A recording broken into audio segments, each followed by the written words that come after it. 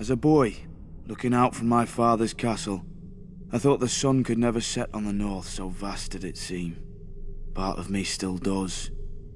The north is by far the largest of the 7 kingdoms, and can fit the other 6 inside it. Not that the others care. Cold and damp, that's how the southerners see the north. But without the cold, a man can't appreciate the fire in his hearth. Without the rain, a man can't appreciate the roof over his head. Let the south have its sun, flowers and affectations. We northerners have home.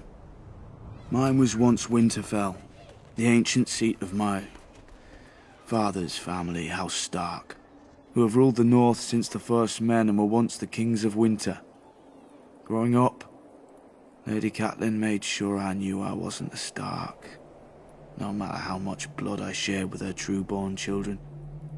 But where their name rules over the north, mine is the north. Snow. Our land stretches from the wall down to the neck, a narrow land that divides us from the rest of Westeros. Legend has it that the children of the forest flooded it in their war against the first men. If that's true, every Northman owes them a debt of gratitude. The swamps of the neck are as good as the wall for keeping out unwelcome armies. And if the swamps don't deter you, the Crannog men should. Small, shy people who rarely leave those swamps, and who follow House Reed, the gatekeepers of the north, and among the most important and loyal bannermen of House Stark. Also a bit strange. I heard their oath of fealty once as a child. It's like no other lords, ancient and dark. They swear by earth and water, by bronze and iron, and by ice and fire. Where House Reed holds the gate to the north, House Manderley holds the port, White Harbour, the closest thing to a southern city we have, governed by the closest thing to a southern family we have. Generations ago, the Manderleys were driven from the Reach, but the Starks gave them their land in return for fealty.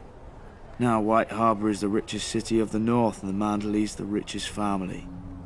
Not in gold and silver like their southern counterparts, but in fish, grain, and trade.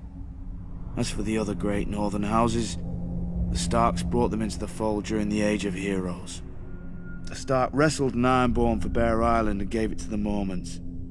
A Stark granted a keep and land to a younger son, Carlon, in return for putting down a rebellion. His family then grew up into the Karstarks.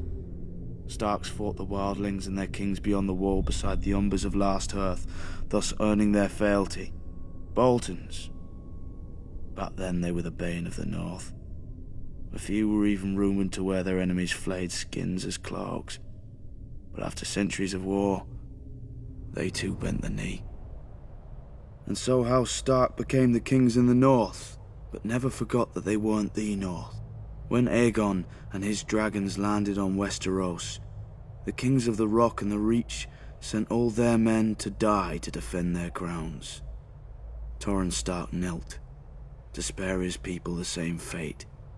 He placed duty above pride, just as my brothers in the Night's Watch had done for thousands of years at the Wall. Many think of it as the end of the world, but it's not. I've seen how the land stretches much farther than any man knows, into the land of always winter where the White Walkers came from during the long night. After the first men and the children of the forest beat them back, Brandon the Builder raised the wall and set up the Night's Watch to guard the realms of men. He gave us our oath, our castles and the gift, the lands behind the wall whose farmers and crops sustain us. Southerners may now mock my black brothers as thieves, rapers and worse, and not without cause. But the North remembers why we are there, and if we fall, the South will get a very harsh and very cold reminder.